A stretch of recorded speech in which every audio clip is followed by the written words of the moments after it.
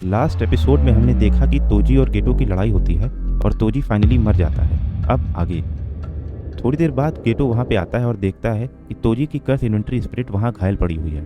फिर वो बिल्डिंग के अंदर चला जाता है। वहाँ गोजो रिको की बॉडी को लेकर खड़ा रहता है और उसके आसपास रिलीजियस ग्रुप के मेंबर्स रिको की मौत की खुशी में तालियां बजा रहे होते हैं।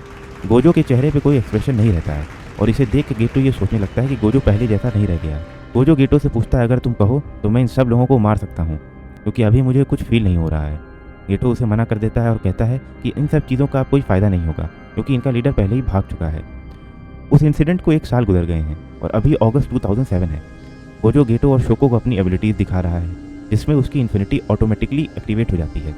उसके करीब आने वाले हर ऑब्जेक्ट को स्पीड, मास और कर्स एनर्जी के हिसाब से पहचान सकता है और अब वो अपनी लिमिटलेस एबिलिटी को ऑलमोस्ट हर टाइम एक्टिवेट रख सकता है बिना किसी रिसोर्स यूज़ किए, जो कि पहले उसको मैनुअली करना पड़ता था और वो उसकी हेल्थ पे नेगेटिव इफेक्ट डालती थी। लेकिन अब वो रिवर्स कर्स एनर्जी यूज़ करके खुद को फ्रेश रखता है, तो उसे अब कोई प्रॉब्लम नहीं होती। जैसे जैसे गोजो अपनी एबिलिटीज उन्हें दिखा रहा होता है, गेटो को लगने लगता है गोजो अब सबसे स्ट्रॉन्गेस्ट सॉर्सरर बन चुका है और अब वो अपने मिशन अकेले ही करेगा। पिछले साल से कर्स स्पिरिट ऑलमोस्ट हर जगह स्पॉन हो रही हैं, जिसका रीज़न अननोन है और एक्सॉर्सिज्म बार बार यूज़ करने की वजह से गेटो की माइंड पर कुछ असर हो रहा है।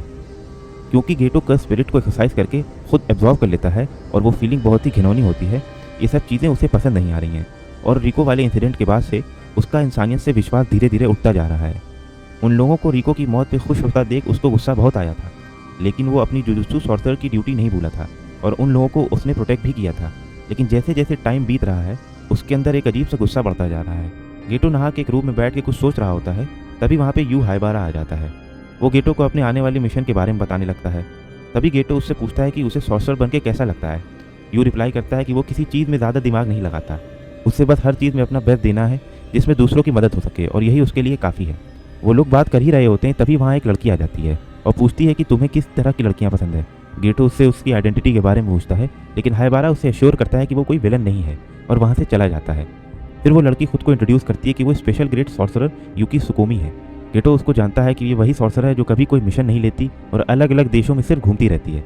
यूकी उससे बताने लगती है कि जुजुत्सु हाई में सिर्फ कर्ज की बीमारी ठीक की जाती है, लेकिन मैं इसे जड़ से ख़त्म करने की कोशिश में लगी हूँ और ऐसी दुनिया बनाने की कोशिश करती हूँ जिसमें कोई कर्ज ही ना हो। फिर वो गेटो से पूछती है कि क्या तुम ये जानते हो कि कर्ज स्पिरिट एक्चुअल में होती क्या है। तो उस पर गेटो बताता है कि जब इंसानों की नेगेटिव एनर्जी उनकी बॉडी से लीक होकर फिजिकल फॉर्म ले लेती है तो वो कर्ज स्पिरिट बन जाती है। फिर यूकी बताने लगती है कि अगर हमें ऐसी दुनिया चाहिए जिसमें कर्सेस हो ही ना, तो हमारे पास 2 रास्ते हैं। या तो पूरी इंसानियत से कर्स एनर्जी ही ख़त्म कर दिया जाए, या फिर हर एक इंसान को कर्स एनर्जी कंट्रोल करना सिखा दिया जाए। पहले वाले रास्ते का एग्जाम्पल तोजी था, जिसके बॉडी में ज़रा सी भी कर्स एनर्जी नहीं थी, तो ना ही कभी उसकी वजह से कोई कर्स स्पिरिट क्रिएट होगी और हेवनली रिस्ट्रिक्शन की वजह से उसके सेंसेस इतने शार्प हो गए थे कि वो कर्सेस को फील कर सकता था। क्योंकि उसे बताती है कि पूरी दुनिया में सिर्फ तोजी ही था जिसके ऊपर हेवनली रिस्ट्रिक्शन लगा था और उसकी सारी कर्स एनर्जी चली गई थी। नॉर्मली सिर्फ कर्स एनर्जी की क्वांटिटी कम हो जाती है और यूकी उससे ये भी बोलती है कि उससे हारने के बाद बुरा फील मत करो। अगर तोजी की फाइटिंग एबिलिटी कंपेयर किया जाए तो वो एक स्पेशल ग्रेड सॉर्सरर के बराबर था, जो कि बहुत ही पावरफुल होते हैं और तोजी लिटरली एक सुपर ह्यूमन था। यूकी उस पर रिसर्च करना चाहती थी, लेकिन तोजी ने कभी ये अलाउ नहीं किया। तो यूकी ने पहले रास्ते को चुना जिसमें सभी लोगों को कर्स एनर्जी कंट्रोल करना सिखाया जाए, क्योंकि सॉर्सरर की बॉडी से कभी कोई कर्स एनर्जी लीक नहीं होती है और बहुत ही रेयर केस में ये होता है कि उनकी डेथ पे वो लोग कर्स स्पिरिट बन जाएं। अगर जनरली देखा जाए तो अगर हर कोई सॉर्सरर बन जाए तो कर्स स्पिरिट एग्जिस्ट ही नहीं करेंगी। ये बात सुन के गेटो शॉक में चला जाता है और रिलीजियस ग्रुप के बारे में सोचते हुए कहता है, क्यों ना हम सारे नॉन सॉर्सरर्स को ख़त्म ही कर दें। लेकिन वो फ़ौरन होश में आ जाता है। यूकी उसका जवाब देती है कि ये सबसे आसान रास्ता है कि हम हर सॉर्सरर को ढूंढें और उनको ज़बरदस्ती डरा के इवॉल्व कर दें कर्स यूजर्स में, लेकिन ये बहुत ही अनएथिकल वे होगा चीज़ों को करने का। फिर यूकी गेटो से पूछती है कि क्या तुम नॉन सॉर्सरर्स से नफरत करते हो।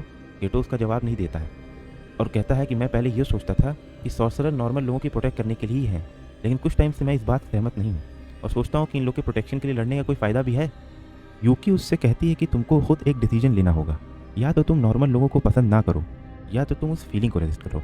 और फिर वो वहाँ से अपनी बाइक पे बैठती है और कहती है कि हम 3 स्पेशल ग्रेड्स को साथ में कुछ टाइम स्पेंड करना चाहिए और कहती है, स्टार प्लाज्मा वेसल के साथ जो हुआ उसकी तुम टेंशन ना लेना, मास्टर तेंगन भी अब स्टेबलाइज हो गए हैं। कुछ टाइम बाद सुगुरु और नानामी यू हाइबारा की बॉडी के सामने खड़े होकर अफसोस जता रहे होते हैं। नानामी कहता है, जिस जगह वो गया था वो एक सिंपल मिशन था, उसको एक ग्रेड 2 स्पिरिट्स को मारना था, लेकिन वो स्पिरिट एक गार्जियन डाइटी निकली और वो ग्रेड 1 की कर्स बन चुकी थी। गेटो नानामी से कहता है कि तुम जाके थोड़ा रेस्ट कर लो, गोजो को ये मिशन मिल गया है और वो इसे कंप्लीट करके ही आएगा। तभी नानामी कहता है कि गोजो को अब से सारे मिशन खुद ही ले लेने चाहिए। इस बात पे गेटो सोचने लगता है कि सॉर्सरर की लाइफ क्या एक मैराथन है, इसके एंड में हमारे मरे हुए साथियों की लाश का ढेर पड़ा हुआ है। तो ये थी स्टोरी हमारे 6th एपिसोड की। अगर आपको ये वीडियो अच्छी लगी तो लाइक करिए इस वीडियो को, सब्सक्राइब करिए हमारे चैनल को। तब तक के लिए आपसे अगली वीडियो मिलते हैं। Bye bye.